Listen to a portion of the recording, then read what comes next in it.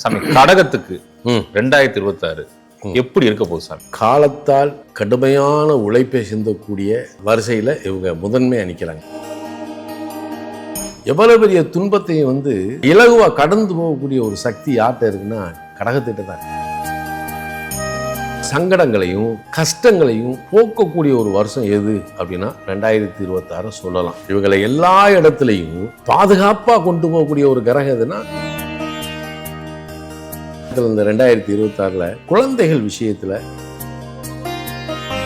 அந்நிய மனுஷனை எக்காரணத்தை கொண்டு நம்பிடக்கூடாது. வயதான உறவுகளும் நம்ம நிகழ்ச்சியை பார்த்துட்டு இருப்பாங்க, அவங்களுக்கு எப்போ இருக்க போகுது? இதுதான் ரொம்ப இம்பார்ட்டன்ட் கொஸ்டின். இந்த 2026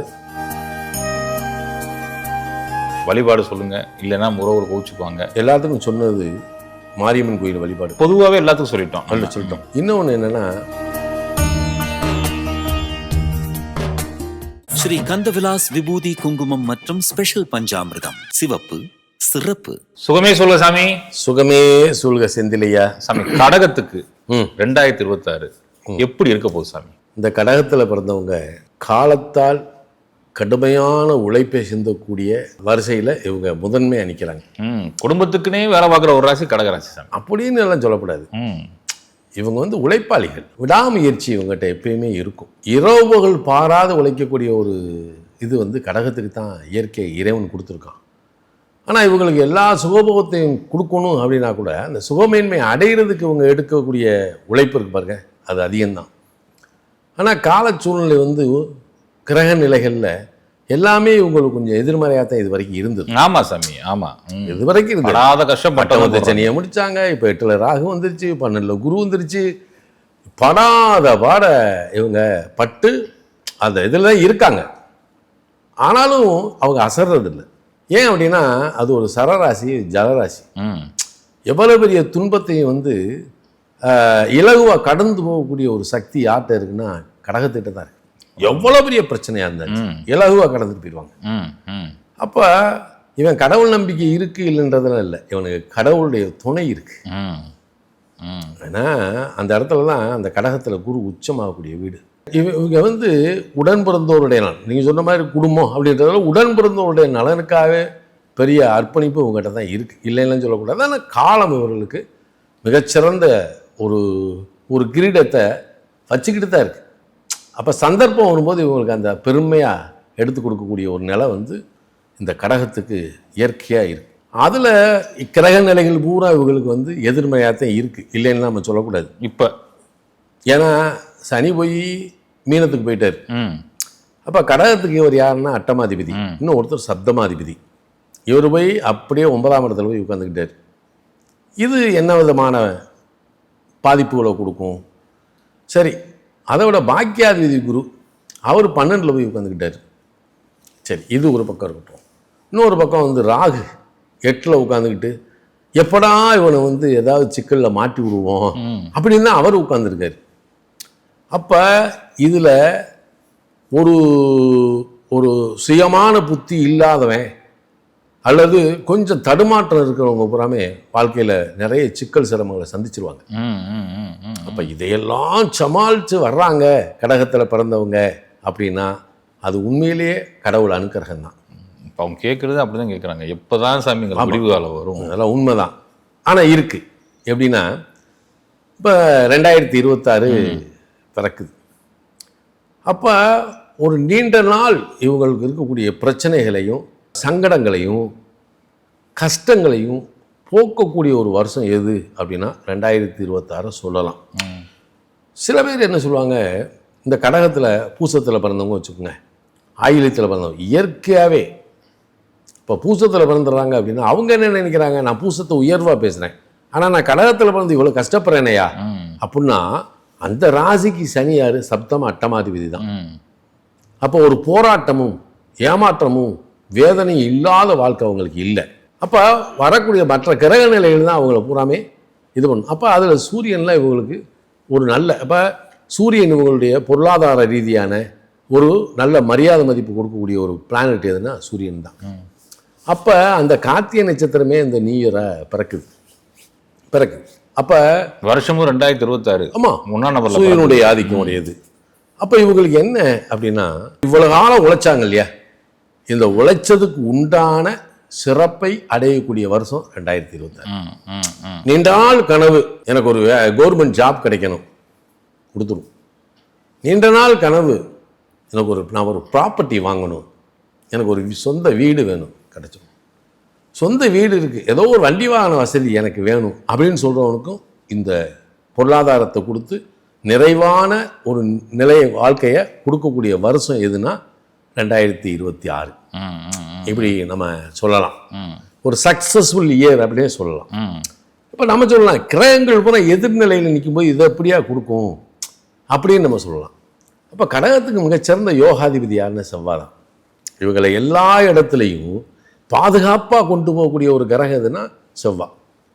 அப்போ அவருடைய பயணம், அவருடைய சஞ்சாரம் இவங்களுக்கு சாதகமாக தான் இருக்குது.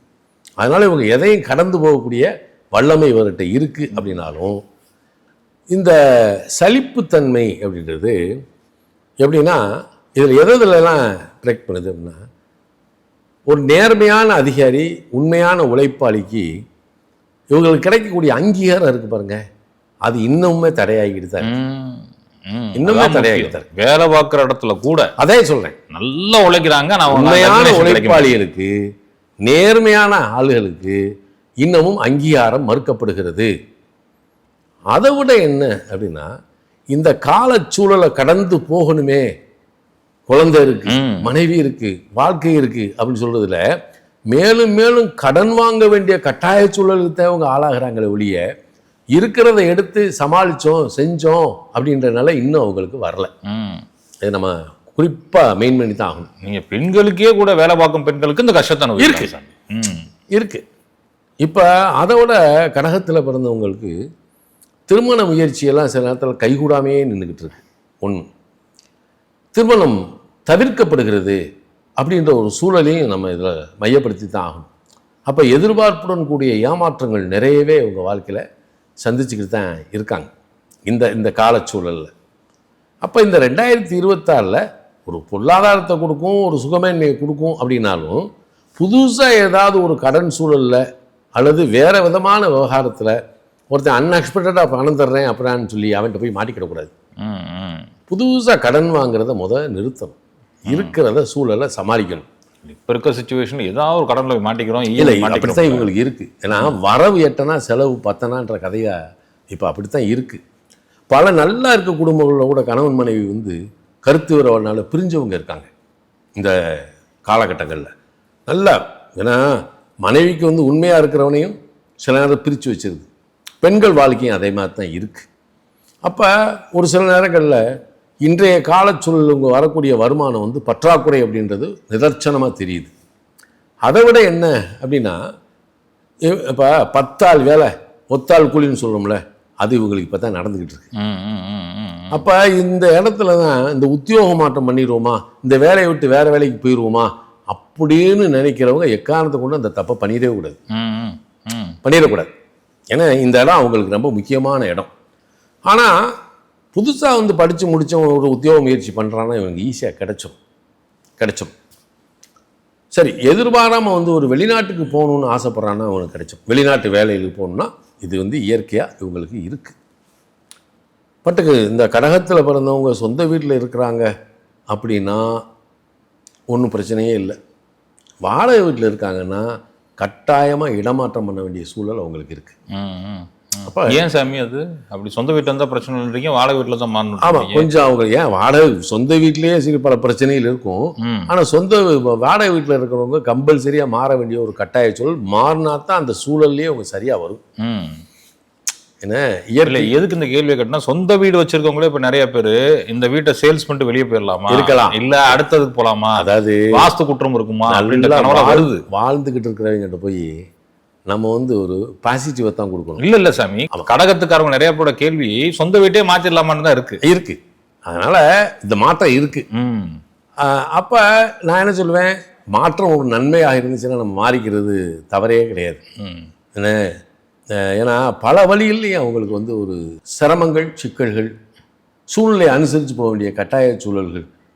அப்போ தேவைக்கு தகுந்த ஒரு வரவு இருக்கணும், அல்லது வந்ததை வந்து பாதுகாக்க தெரியும். எல்லாமே வந்து வட்டி வெட்டி தண்டமாக போய்க்கு இருந்துச்சுன்னா மனுஷன் நொந்து போக மாட்டானா? ஏன்னா செலவு மேலே செலவு வந்துச்சுன்னா கடகம் அப்படி தான் போய்கிட்டு இருக்கு.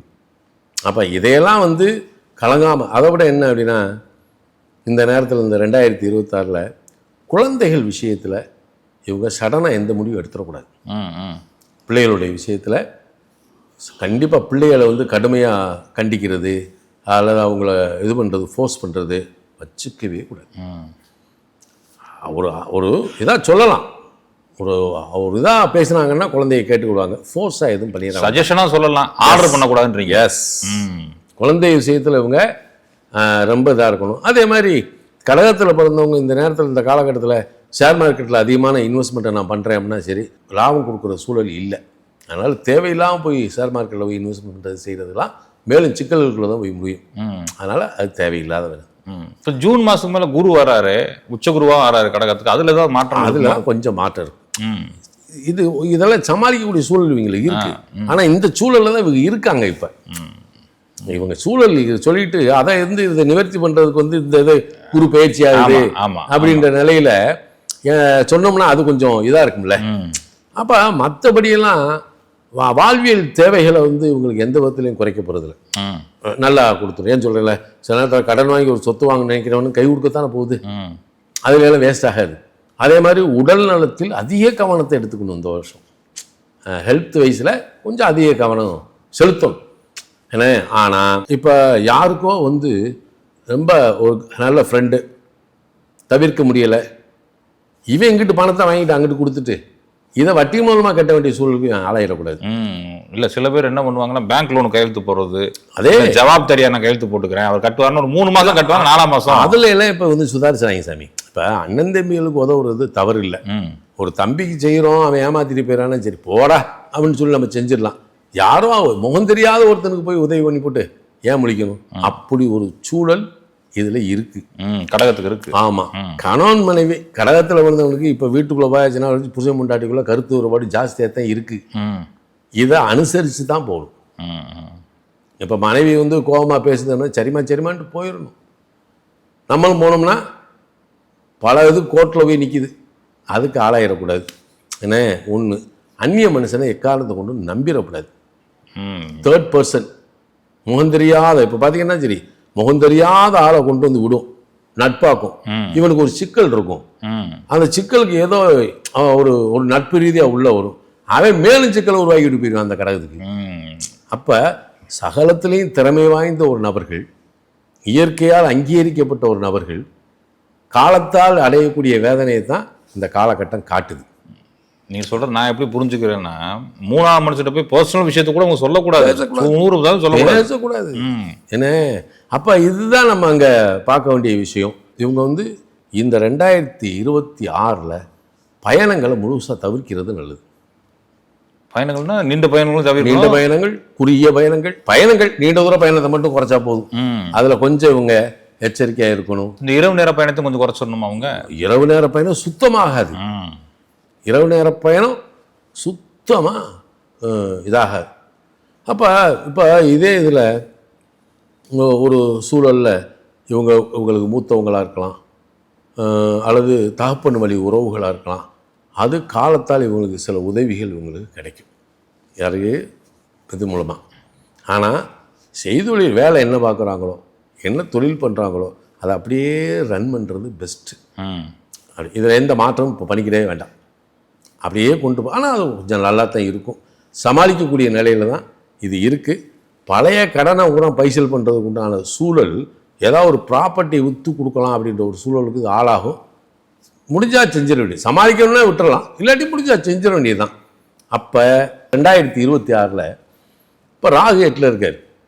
இவர் என்ன செய்வார் அப்படின்னு, இப்போ சனி 9ல் போய் உட்காந்துக்கிட்டார். இப்போ அவர் நம்ம டிஸ்டர்பே பண்ண வேண்டாம், ஏன்னா அவர் அட்டமாதிபதி, கரெக்டாக 9ஆம் இடத்துல போய் உட்காருவார்.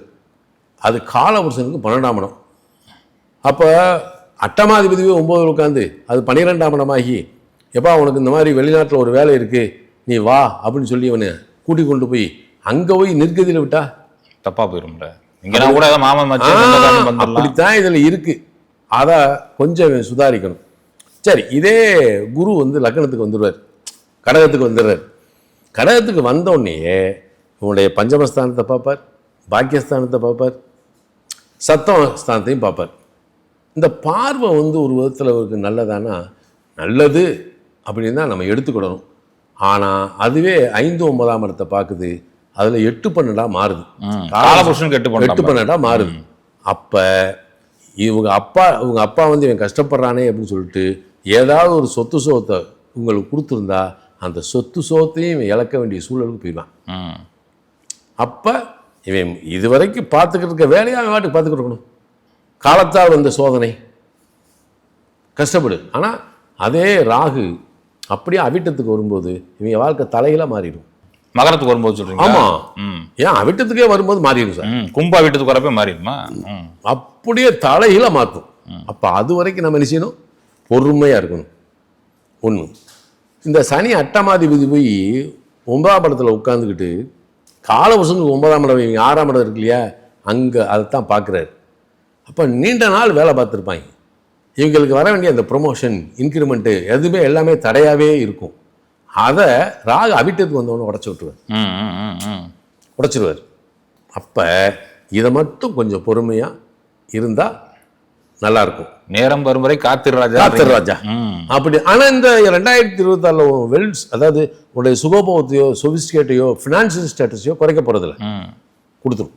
அது கடவுள் புண்ணியத்தில் இவங்களுக்கு அந்த அனுக்கிரகம்லாம் இவங்களுக்கு இருக்குது. என்னென்னா செல்ஃப் கண்ட்ரோல் அப்படின்னு ஒன்று இருக்குது.